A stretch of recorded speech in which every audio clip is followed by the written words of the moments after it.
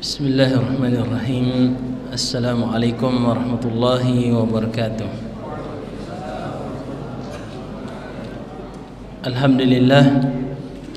Alhamdulillahilladzi hadana lihada wa ma kunna linahtadiya laula an hadanallah. Wa ashhadu an la ilaha illallah wahdahu la syarika lah wa ashhadu anna Muhammadan abduhu wa rasuluh. Allahumma salli wa sallim wa barik ala nabiyyina wa qudwatina Muhammad wa ala alihi wa ashabihi ajma'in. Amma ba'd. Jamaah salat maghrib yang dirahmati Allah Subhanahu wa taala, alhamdulillah kita bersyukur kepada Allah, dan memang tak henti-hentinya kita harus bersyukur atas segala nikmat karunia-Nya kepada kita semua, terutama nikmat iman, kesempatan, motivasi dan kesabaran untuk bisa melakukan ketaatan kepada Allah Subhanahu wa taala. Dan salah satu nikmat tersebut adalah bermajlis yang saat ini insyaallah kita sementara kerjakan. Pada malam hari ini kita akan membahas tentang beberapa persoalan fikih terkait dengan syariat bersujud. Tentunya dalam syariat kita, sujud itu bukan hanya ketika kita mengerjakan sholat, tetapi ada juga namanya sujud syukur, ada juga sujud tilawah, ya, yang mana ini semua penting juga untuk kita pahami syariatnya. Ada juga namanya sujud sahwi. Saya akan mulai menjelaskan yang pertama, yaitu tentang sujud tilawah, lalu sujud syukur, dan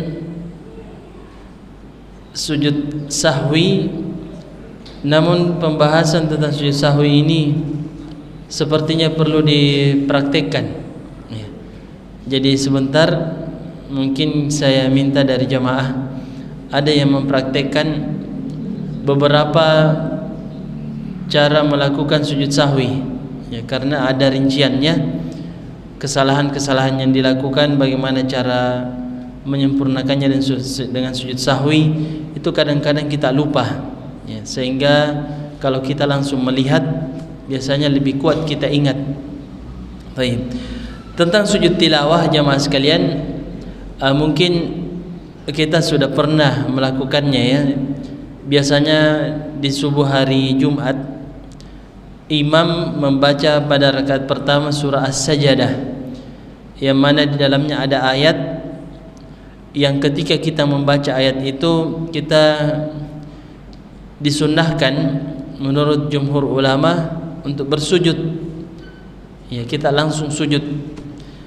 Inilah namanya sujud tilawah, ya. Jadi sujud tilawah itu adalah sujud yang dilakukan oleh orang yang membaca salah satu ayat, ya, dalam Al-Quran yang telah ditetapkan berdasarkan riwayat disyariatkannya sujud tilawah, baik di dalam salat maupun di luar salat, baik pada salat wajib maupun salat sunnah, ya.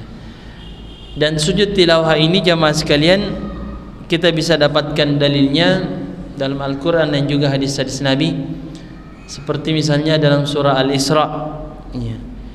Allah Subhanahu wa taala mengatakan, "Qul aminu bi aw la tu'minu innal ladzina utul ilma min qablihi idza yutla 'alaihim yakhruna lil adqani sujada wa yaquluna subhana rabbina in kana wa'du rabbina lamaf'ula wa yakhrun lil adqani yabkun wa yaziduhum khushu'a." Ya. Ayat ini agak panjang, tetapi menjelaskan tentang salah satu sifat orang-orang saleh terdahulu, yang apabila dibacakan ayat mereka tersungkur, ya, meletakkan wajahnya ke tanah bersujud dalam keadaan khusyuk dan takut kepada Allah Subhanahu wa taala. Mereka menangis, ya. Inilah salah satu dalil yang digunakan oleh ulama kita tentang syariat sujud tilawah. Dan juga dalam hadis riwayat Muslim menguatkan hal ini, yang mana Abdullah ibnu Umar radhiyallahu taala anhuma mengatakan, kana anna Nabi sallallahu alaihi wasallam kana yaqra'ul Qur'an faqara'a suratan fiha sajada fayasjud wa nasjudu ma'ahu hatta ma yajidu ba'duna mawdi'an limakani jabhatihi. Ya. Nabi pernah membaca surah yang di dalamnya ada ayat sajadah. Ketika Nabi membaca ayat itu, Nabi langsung bersujud, maka kami pun ikut bersujud, sampai-sampai sebagian dari kami tidak lagi menemukan tempat untuk meletakkan dahinya untuk bersujud. Nah, ini hadis yang kemudian darinya kita mengambil satu kesimpulan tentang hukum daripada sujud tilawah. Ya. Ulama kita sebenarnya berbeda pendapat, ya. Ada yang mengatakan wajib dan ada yang mengatakan sunnah muakkadah, dan kebanyakan ulama kita mengatakan hukumnya sunnah yang sangat dianjurkan bagi yang membaca dan bagi yang mendengar. Jadi sujud tilawah itu disyariatkan bagi yang membaca Al-Quran dan bagi yang mendengarkannya, al-qari wal mustami'. Hanya saja jamaah sekalian, kalau yang membacanya itu jelas, ya, bahwa yang disyariatkan sujud tilawah itu adalah yang berniat membaca Al-Quran lalu kemudian dia membaca ayat sajadah, bukan orang yang sengaja mengumpulkan ayat-ayat tentang sajadah dalam Al-Quran yang jumlahnya 15, dia kumpulkan semua lalu dia baca satu persatu hanya sekedar ingin bersujud, ya, bukan ini yang dimaksud. Tetapi syariat sujud tilawah itu adalah bagi orang yang berniat membaca Al-Quran, bukan yang berniat sengaja untuk sujud tilawah saja. Ya, jadi kita baca Quran seperti biasa, dan ketika bertemu dengan ayat sajadah kita bersujud. Ya.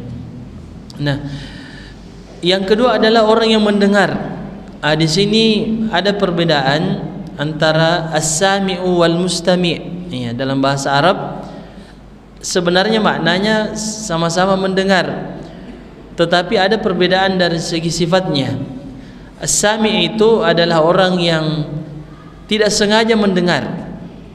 Seperti misalnya ada orang yang membaca Al-Quran, entah di rumah atau di masjid, tiba-tiba kita lewat dan mendengarkan bacaan itu namanya sami'.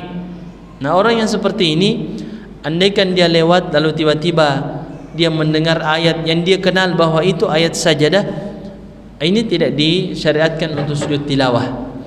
Yang disyariatkan adalah orang yang sengaja untuk mendengarkan bacaan itu. Ya, misalnya duduk di masjid, ada satu orang yang membaca Al-Quran seperti biasa, lalu dia duduk di sampingnya sengaja untuk mendengarkan bacaan itu, lalu tiba-tiba ada ayat sajadah. Di sini jamaah sekalian, kata ulama kita, jika orang yang membaca itu sujud, maka yang mendengarkan ikut sujud, seakan-akan yang mendengarkan itu makmum, yang membaca adalah imam. Makanya ulama kita juga berbeda pendapat, bagaimana kalau yang membacanya tidak sujud tilawah, sementara yang mendengarkan ini mau sujud dan dia tahu bahwa ini sujud ini ayat yang disyariatkan untuk sujud tilawah. Maka sebagian ulama kita membolehkan bagi orang yang mendengarkan untuk sujud tilawah sekalipun yang membacanya tidak sujud. Ya. Jadi ini ya dua kondisi yang berbeda jamaah sekalian tentang syariat sujud tilawah. Jadi hukumnya wallahu alam ini bukan wajib, ini yang kuat berdasarkan dua hadis. Ada dua hadis. Yang pertama hadis Abdullah bin Mas'ud, yang mana dalam hadis beliau menjelaskan bahwa Nabi membaca surah An-Najm. Ya. Yang mana dalam surah An-Najm itu ada ayat sajadah. Beliau membaca ayat ini, surah ini di Mekah. falam yasjud, maka fasajada fiha wa sajada man ma'ahu. Maka ketika Nabi membaca surah An-Najm, beliau sujud tilawah, maka orang-orang yang bersama Nabi juga ikut sujud. Ternyata pada kesempatan yang lain, hadis Zaid bin Thabit radhiyallahu taala anhu, beliau mengatakan, saya membaca surah An-Najm, memperdengarkan bacaan surah An-Najm kepada Nabi, dan ternyata Nabi tidak sujud. Ya, padahal dalam surah An-Najm ada ayat sajadah. Nah, sehingga ketika kita mengkompromikan dua hadis ini, kita simpulkan sebagaimana pandangan ulama kita bahwa hukum sujud tilawah itu tidak wajib.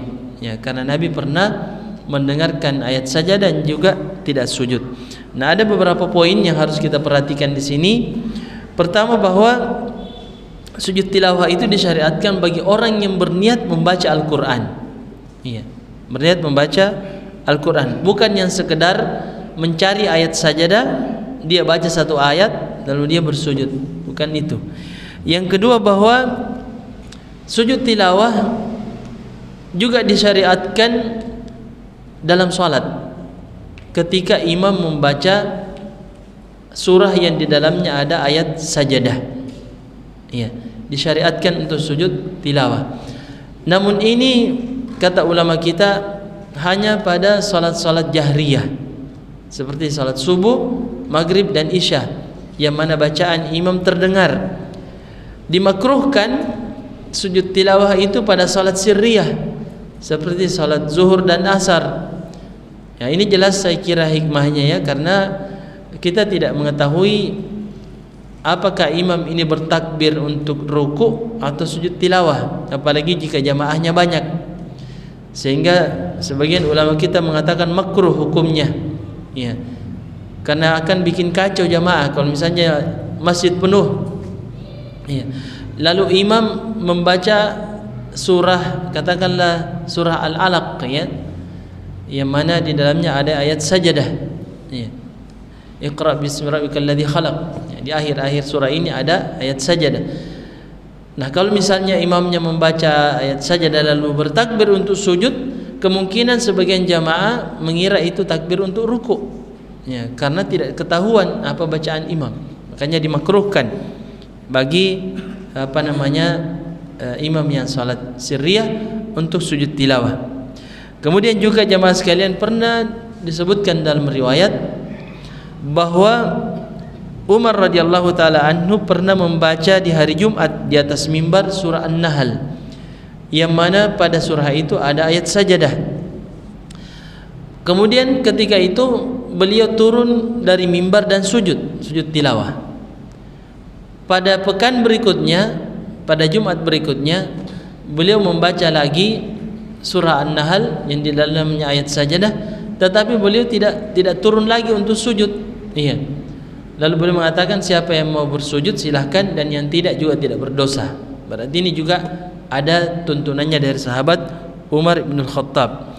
Nah, sekarang pertanyaannya, apakah dalam sujud tilawah itu disyariatkan bertakbir, disyariatkan berwudu, ya, menutup aurat, menghadap kiblat sebagaimana salat yang kita kerjakan? Apakah syarat-syarat salat itu juga diterapkan pada sujud tilawah? Ada dua pendapat ulama. Ada yang mengatakan sujud tilawah itu sama dengan salat, sehingga syarat-syarat salat itu juga diterapkan pada sujud tilawah. Namun pendapat yang kedua, sekalipun ini minoritas ulama kita berpendapat bahwa tidak disyariatkan. Tidak disyariatkan berwudu, tidak disyariatkan menghadap kiblat, dan juga tidak disyaratkan menutup aurat sebagaimana kalau kita salat. Iya. Ini alasannya karena tidak ada dalil. Iya, tidak ada dalil, dan ternyata ada yang menguatkan hal ini, yaitu hadis sahabat Nabi, yaitu Abdullah bin Umar, ya, yang mana beliau ini pernah sujud padahal dalam keadaan tidak berwudu. Iya. Jadi tidak disyariatkan untuk berwudu, maksudnya tidak harus kita berwudu baru sujud tilawah. Dan juga di luar salat tidak ada juga dalilnya bahwa kita harus bertakbir. Jadi kalau kita baca ayat sajadah langsung saja sujud. Iya. Tidak mesti harus bertakbir. Nah, pertanyaannya kenapa dalam salat kita bertakbir? Ini diantara dalil yang digunakan oleh ulama kita, yaitu hadis Nabi yang diriwayatkan oleh Bukhari dan Muslim, bahwa Nabi SAW kana yukabbiru fi kulli khafdin wa raf'in, bahwa dalam salat itu Nabi selalu bertakbir baik ketika dia turun ataupun naik, ketika bergerak dalam salat. Sehingga dianalogikan bahwa jika demikian, ketika kita ingin sujud tilawah, kita akan turun ya bersujud, kita juga dianjurkan bertakbir. Dan ini juga dipahami bahwa karena jamaah yang ikut salat berjamaah itu wajib mengikuti imam. Kalau imamnya tidak bertakbir, maka tidak ketahuan kalau dia sujud tilawah. Iya. Ya, jadi ini jamaah sekalian. Namun bukan berarti bahwa ketika tidak disyariatkan, maksudnya tidak diharuskan berwudu, tidak juga bertakbir, tidak juga menghadap kiblat dan menutup aurat, lalu kita menganggap biasa, kita biarkan begitu saja. Tentu lebih utama lagi kalau kita dalam keadaan berwudu, menghadap kiblat, menutup aurat dengan pakaian yang rapi, itu lebih utama lagi. Yang kita maksudkan tadi adalah apakah sah atau tidak sah sujud tilawah tanpa syarat-syarat itu. Maka wallahu alam yang kita kuatkan bahwa itu sah, karena tidak ada dalil yang menjelaskan syarat-syarat itu harus diterapkan pada sujud tilawah. Nah, sekarang apa doanya?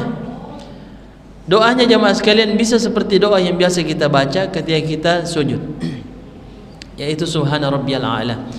Dan ada dalam riwayat yang lain, riwayat Abu Daud dan disahihkan oleh Al-Albani dan juga diriwayatkan oleh At-Tirmidzi, An-Nasa'i, yaitu bacaan sajada wajhiya lilladzi khalaqahu wa sawwarahu wa syaqqa sam'ahu bihaulihi wa quwwatihi wa tabarakallahu ahsanul khaliqin. Ini bagus dihafalkan supaya kita baca ketika kita sujud tilawah. Adapun ayat-ayat sujud tilawah silahkan dilihat ya, saya kira ada tandanya itu dalam Al-Qur'an, ada tanda di situ, ada 15 ayat. Ulama kita mengatakan 10 diantaranya itu disepakati bahwa itu ayat sajadah, dan 5 diantaranya ada khilaf. Ada mengatakan ada 1 dalam surat Shad yang terkait sujudnya Nabi Daud alaihissalam. Ada mengatakan sujud yang dimaksud dalam ayat itu adalah sujud syukur. Jadi Nabi Daud diceritakan dalam ayat itu bersujud adalah sujud syukur kepada Allah, sehingga ada mengatakan ayat ini bukan sujud tilawah. Tapi sebagian ulama mengatakan bahwa ayat itu adalah ayat sujud tilawah sajadah, sujud syukur bagi Nabi Daud dan sujud tilawah bagi kita yang membacanya. Baik. Kemudian jamaah sekalian rahmat Allah Subhanahu wa taala, setelah ayat-ayat sujud ada pertanyaan, bagaimana dengan wanita yang dalam keadaan berhalangan, tidak menutup aurat sebagaimana ketika dia salat, saya tidak memakai mukena. Apakah boleh baginya untuk sujud? Berdasarkan penjelasan tadi, sekalipun jumhur ulama mensyaratkan itu, namun pendapat yang kita kuatkan bahwa tidak harus. Jadi wanita kalau pakaiannya sudah sopan, misalnya rapi, dia pakai katakanlah jilbab ya, biasa yang kecil, di rumahnya dia membaca Al-Quran lalu ingin sujud, maka dibolehkan. Ini juga dibolehkan bagi wanita. Kita pindah ke sujud syukur, lalu sujud sahwi. Sujud syukur jamaah sekalian, saya kira kita semua sudah pahami ini, bahwa disyariatkan bagi kita yang mendapatkan nikmat dari Allah Subhanahu wa taala untuk bersujud. Iya. Dan ini landasannya bisa kita dapati dalam hadis yang diriwayatkan oleh Abu Bakar atau Abi Bakar bahwa Nabi sallallahu alaihi wasallam jika mendapatkan suatu kabar yang membahagiakan beliau, maka beliau bersujud sebagai bentuk kesyukuran kepada Allah Subhanahu wa taala. Begitu juga hadis sahabat Al-Barra bin Azib ya, dan juga sahabat Ka'ab bin Malik, tentang kisah 3 orang sahabat yang diboikot oleh Nabi karena tidak ikut berjihad. Dan ketika turun ayat yang menjelaskan bahwa tobatnya sudah diterima, mereka bersujud. sebagai bentuk kesyukuran kepada Allah Subhanahu wa taala. Dan itu dilakukan ketika Nabi masih hidup, sehingga ini kata ulama kita menjadi dalil disyariatkannya sujud syukur. Ya, jadi ketika kita mendapatkan nikmat dari Allah, kita dianjurkan untuk sujud syukur. Dan juga sebagaimana sujud tilawah, bahwa tidak disyaratkan di dalamnya untuk bersuci, tidak disyaratkan untuk menghadap kiblat, ya, menutup aurat. Sujud syukur juga begitu, tidak mesti. Kapan kita mendapatkan sebuah nikmat, baik itu berupa sesuatu yang sifatnya duniawi, atau kita dijaga oleh Allah dari sebuah musibah, itu juga kenikmatan, ya, maka kita dianjurkan untuk sujud syukur. Bukan berarti jamaah sekalian bahwa setiap apa yang kita anggap sebuah nikmat tiba-tiba kita syukur, seperti sujud syukur. Misalnya sebagian orang setiap selesai salat dia sujud syukur. Ini sebenarnya tidak tepat, ya, karena kita baru saja sujud, iya, kita baru saja beribadah. Nah, kalau misalnya kita anggap bahwa itu kan nikmat, maka seharusnya kita akan sujud setiap saat. Bukankah kita masih bisa bernafas itu juga nikmat? Ya, kita bisa makan dalam sehari, bisa minum, bisa buang air, itu nikmat semua. Maka kita akan sujud terus.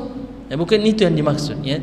Yang dimaksud di sini adalah nikmat yang kita dapatkan dari Allah yang besar, yang misalnya kita dapatkan tiba-tiba, atau yang kita usahakan, ya, yang memang kita harapkan, atau ada bencana yang Allah Subhanahu wa taala selamatkan kita darinya, kita disembuhkan dari sebuah penyakit, kita diberikan kesuksesan untuk sesuatu yang baik, kita bersujud.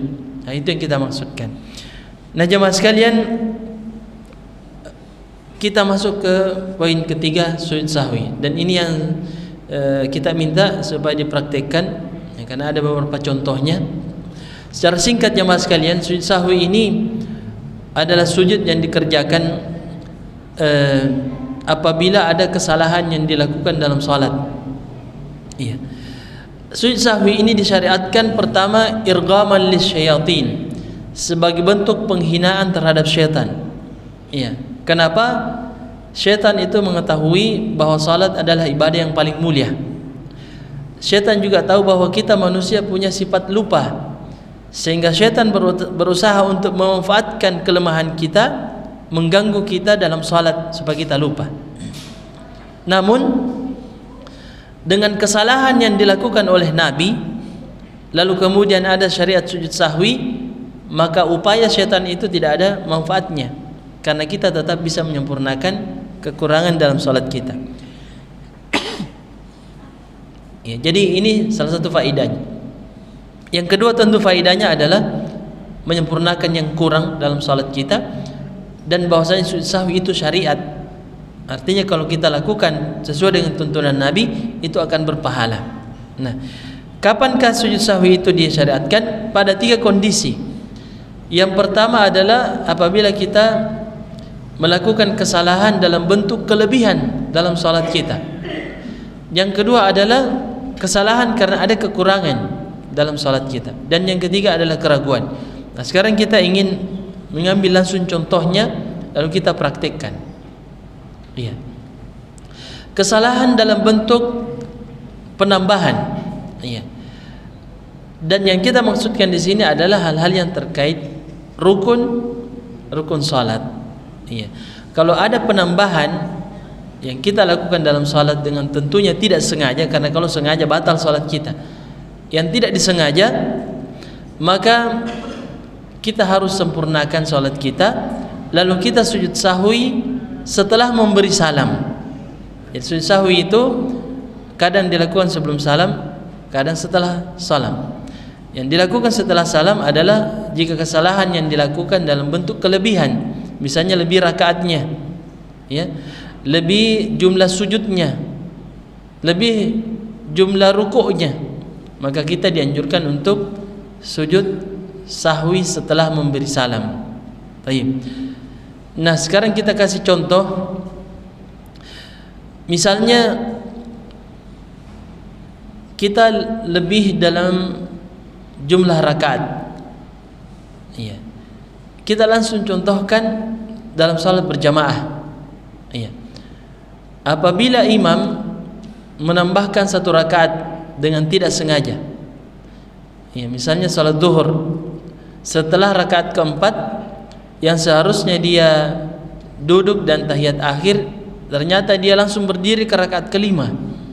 Iya.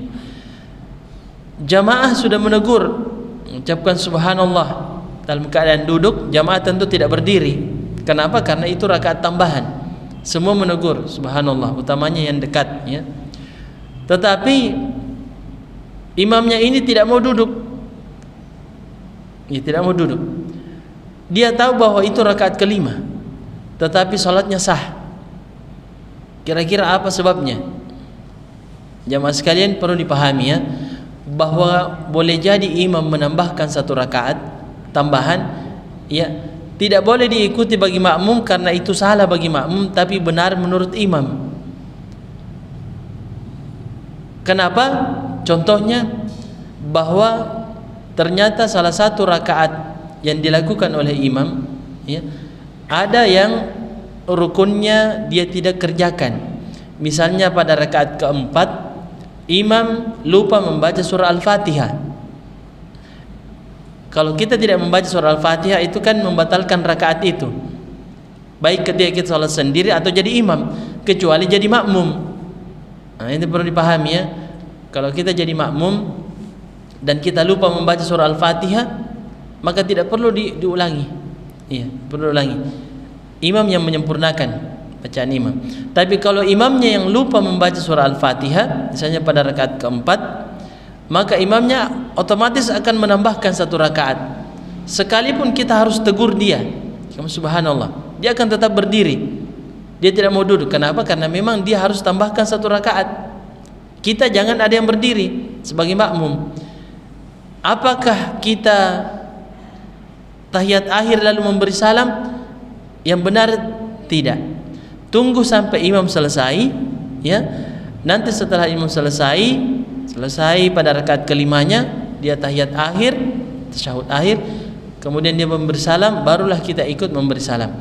Nah, coba kita praktekkan ini. Silakan, mungkin 2 orang ikut di belakangnya. Sudah dipahami tadi kan? Ya. Anggaplah ini rakaat keempat sekarang. Antum ruku, sujud, bertakbir seperti biasa supaya kelihatannya benar-benar seperti salat berdiri. Ya, coba. Ini rakaat keempat, ya.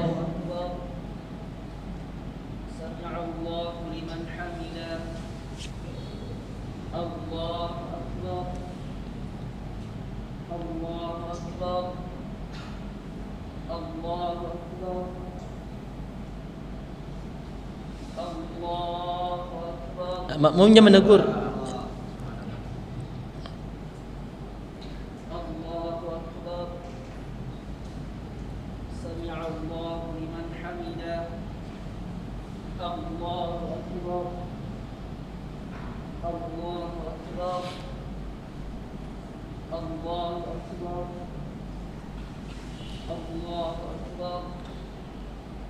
Assalamualaikum warahmatullahi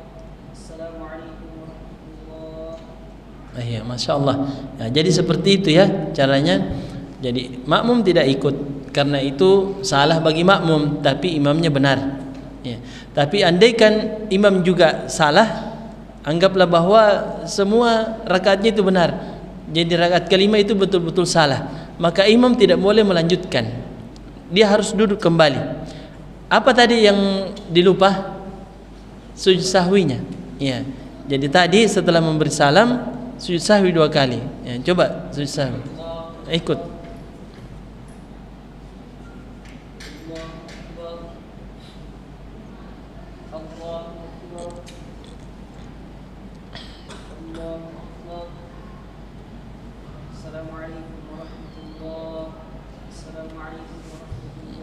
Baik. Jadi karena kesalahan tadi dalam bentuk kelebihan, jadi sujud sahwinya setelah memberi salam. Nah, kita ambil satu contoh. Bagaimana kalau imamnya lupa takbiratul ihram? Bagaimana itu kira-kira? Jadi imamnya masuk berdiri, coba antum berdiri. Katakanlah ini salat asar, ya. Ya, antum masuk berdiri, langsung angkat tangan baru lipat, tapi tidak ada suara sama sekali. Iya, coba diulangi. Iya. Angkat tangan ikut, tapi ini tidak ada suaranya. Imamnya tidak ada suaranya. Kemudian ketika ruku dia takbir, besarkan suara dan seterusnya. Coba anggap saja ini rakaat terakhir ya. Sekarang rakaat terakhir, tadi rakaat pertama.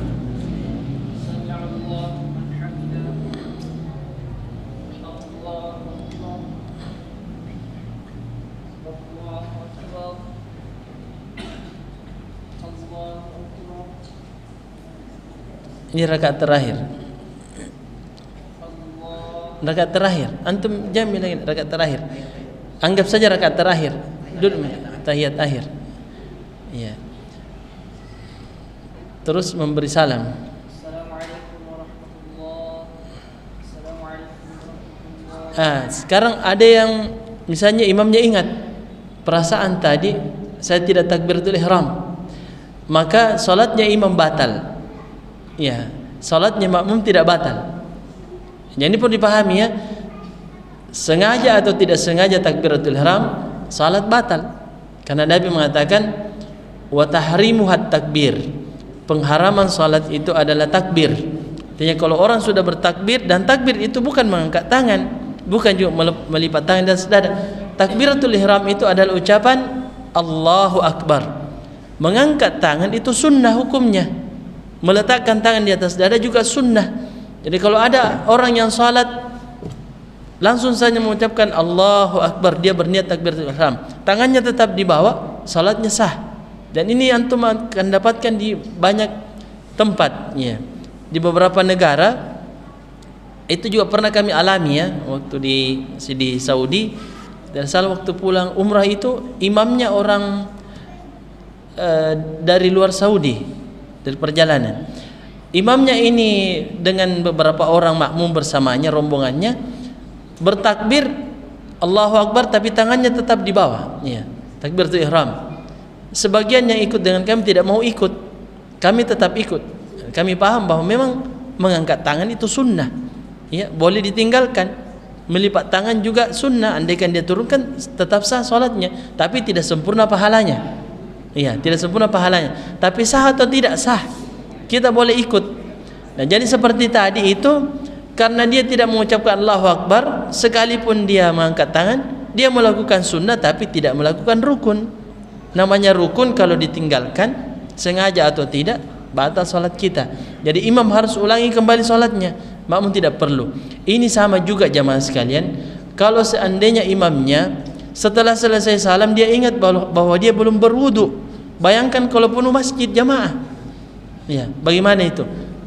Ya, jamaah semua sah salatnya, imamnya yang harus ganti salatnya, tidak perlu khawatir. Dan ini ada hadisnya ya, dalam hadis riwayat Bukhari kan Nabi katakan mereka menjadi imam. Jika imamnya benar, imamnya dapat pahala, kalian juga dapat pahala. Kalau imamnya salah, kalian dapat pahala imamnya yang menanggung kesalahannya. Ya, tidak perlu khawatir. Itu hadisnya riwayat Bukhari. Ya. Sekarang kita ambil contoh jika kekurangan. Ya. Seperti misalnya lupa ya. Lupa tasyahud awal. Tahiyat awalnya yang dilupa. Di sini ada rinciannya kata ulama kita. Kalau misalnya imamnya ini ditegur karena pada rakaat kedua dia langsung berdiri ke rakaat ketiga. Kalau imamnya belum sempurna berdiri, lalu dia sadar karena diingatkan, maka wajib untuk duduk kembali. Baik. Kalau imamnya sudah tegak berdiri, maka makruh hukumnya untuk duduk kembali. Makruh. Kalau imamnya sudah membaca Al-Fatihah baru ditegur, maka haram hukumnya kembali. Ya. Jadi lanjut saja. Bagaimana caranya? Contoh yang pertama ya, bahwa kalau imamnya belum sempurna berdiri, kemudian ditegur, belum lurus badannya maksudnya, maka dia harus duduk kembali. Ya, lalu dia sempurnakan salatnya. Setelah itu dia sujud sahwi sebelum memberi salam. Kalau sudah sempurna berdiri, makmum tidak boleh ngotot memaksa imam duduk. Ya. Imam yang cerdas itu akan memberi isyarat, biasanya tangannya dikasih begini, ya, supaya semua berdiri. Kan ini bisa disempurnakan dengan sujud sahwi.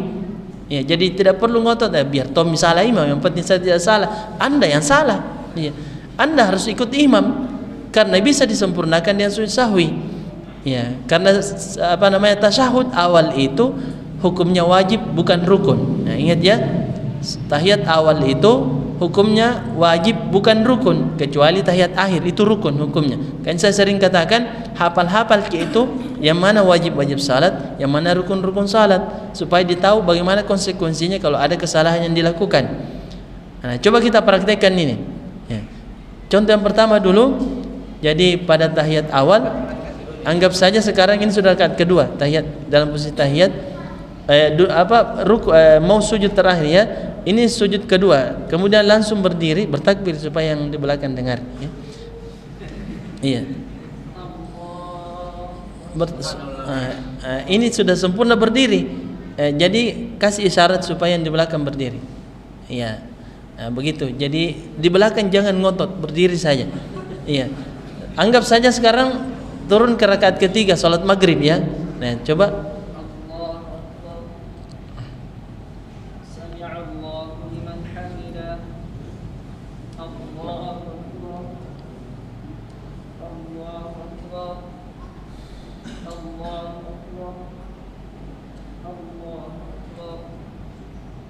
Sujud sahwi sebelum salam.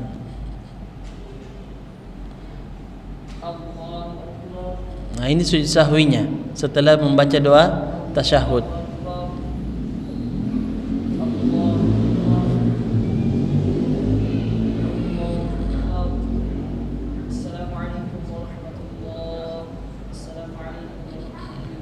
Baik. Nah, sekarang contohnya kalau misalnya belum sempurna berdiri, ya, baru kemudian ditegur. Nah, ini katakanlah rakaat kedua.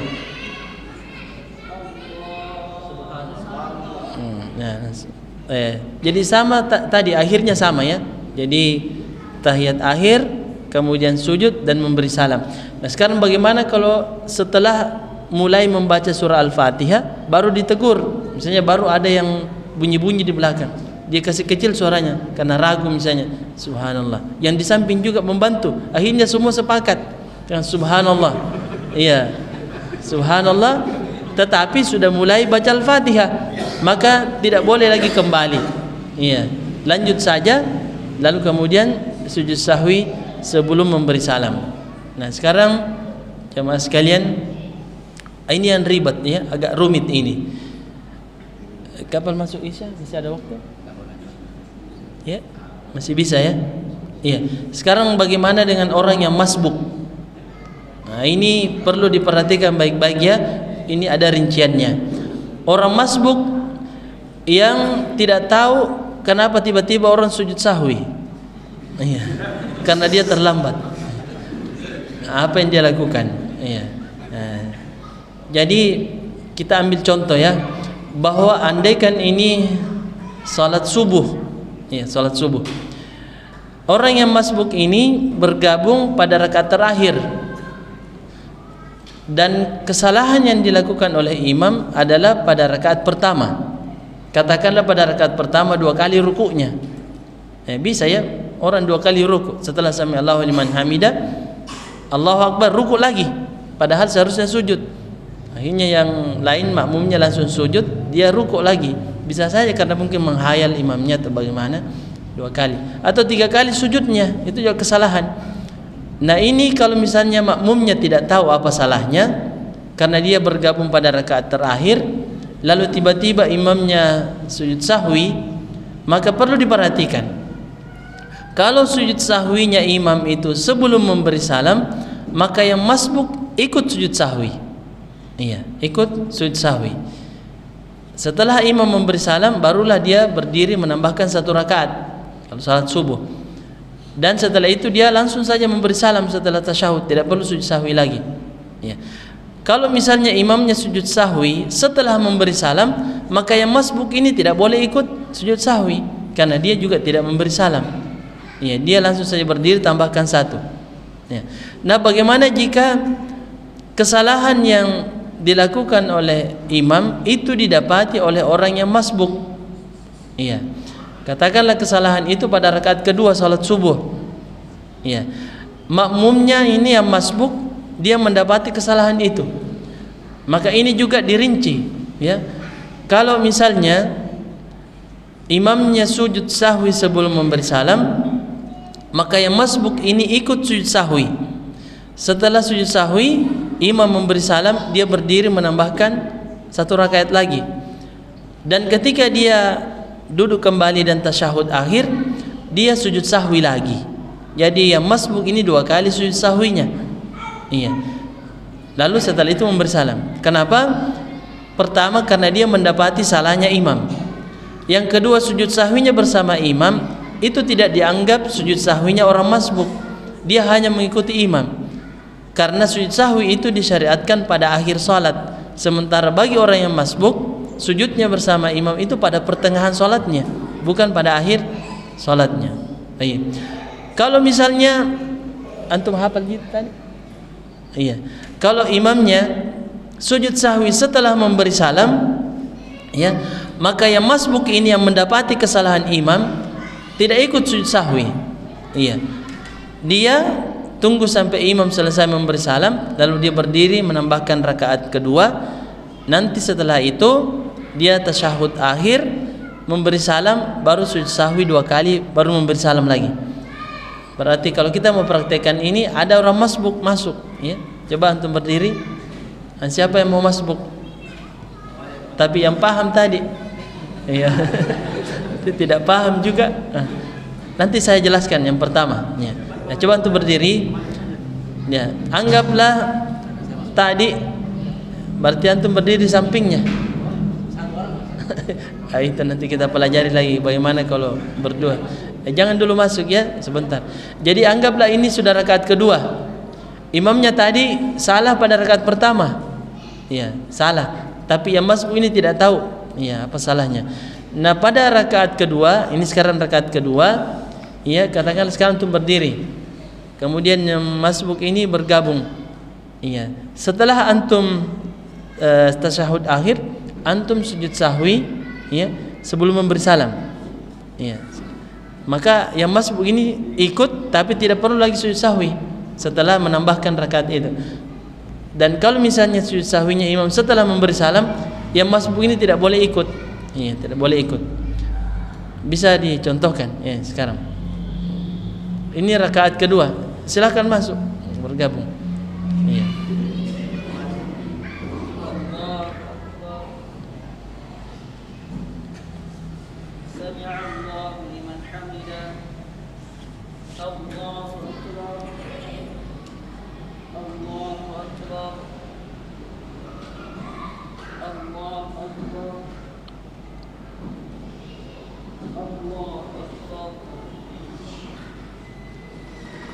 Sujud sahwi sebelum memberi salam.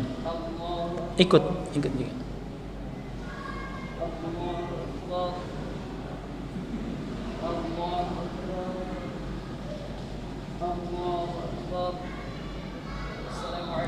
Nah, kita berdiri, tambahkan yang masbuk.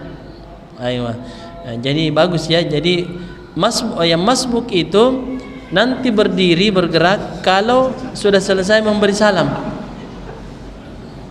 Ya, enggak, benar nih tadi. Saya cuma mau gambarkan bahwa tadi sudah benar, bahwa nanti berdiri setelah imam bersalam ke kiri dan ke kanan. Karena sebagian orang baru bersalam ke kanan, imamnya sudah berdiri yang masbuk, itu salah. Tunggu sampai imamnya memberi salam ke kiri. Ya, jadi tadi berdiri, coba sempurnakan tadi sampai selesai. Jadi sebentar dia tidak perlu lagi sujud sahwi karena tidak mendapati kesalahan imam. Ya. Nah, sekarang bagaimana kalau misalnya sujud sahwinya imam setelah memberi salam? Ya, bersalam. Ya. Ya. Nah, sekarang duduk. Sekarang anggap saja ini tahiyat akhir. Ya. Tahiyat akhir.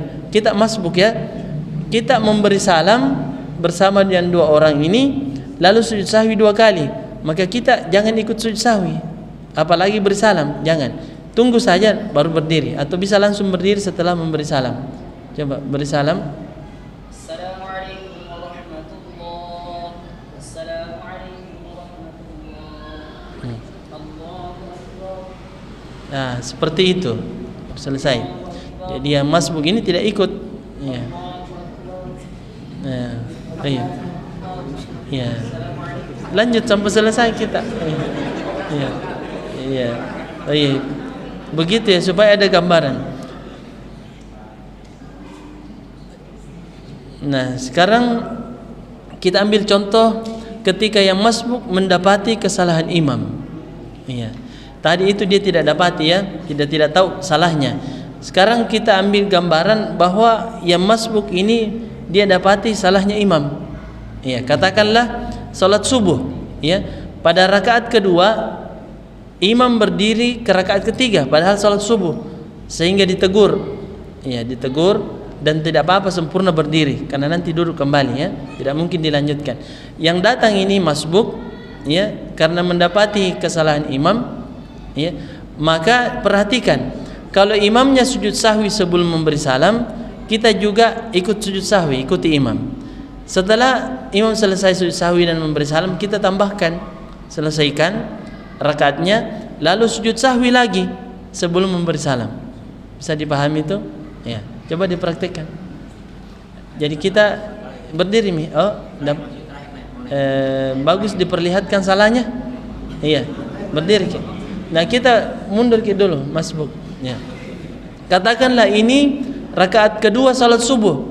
Ya. Sekarang kita jangkit dulu masuk bertakbir dulu. Ya, coba. Masuk dikit.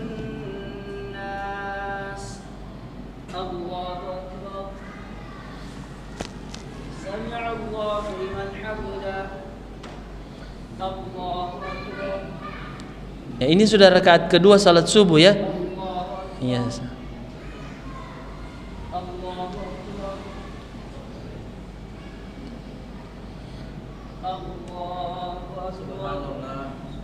Turun ki. Iya. Baca doa tasyahud. Ya, kemudian sujud sahwi setelah memberi salam. Assalamualaikum warahmatullahi wabarakatuh. Nah, kita berdiri ki.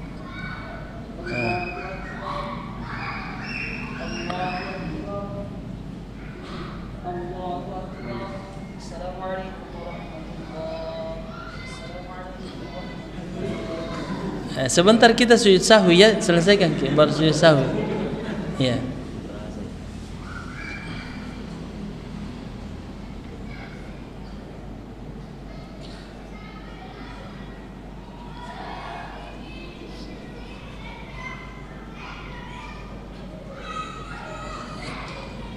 Jadi tadi sujud sahwinya setelah memberi salam. Jadi memberi salam dulu baru sujud sahwi. Memberi salam. Iya, baru sujud sahwi. Iya, kan tadi dapatkan satu rakaat jadi cuma satu. Ya. Nah, seperti itu. Jadi bersalam. Iya. Jadi yang masbuk ini tidak ikut sujud sahwi tadi karena sujud sahwinya setelah memberi salam. Andaikan tadi sujud sahwinya sebelum memberi salam, maka yang masbuk juga ikut. Tapi tetap sebentar sujud sahwi lagi sebelum memberi salam. Ya, setelah tasyahud akhir baru memberi salam.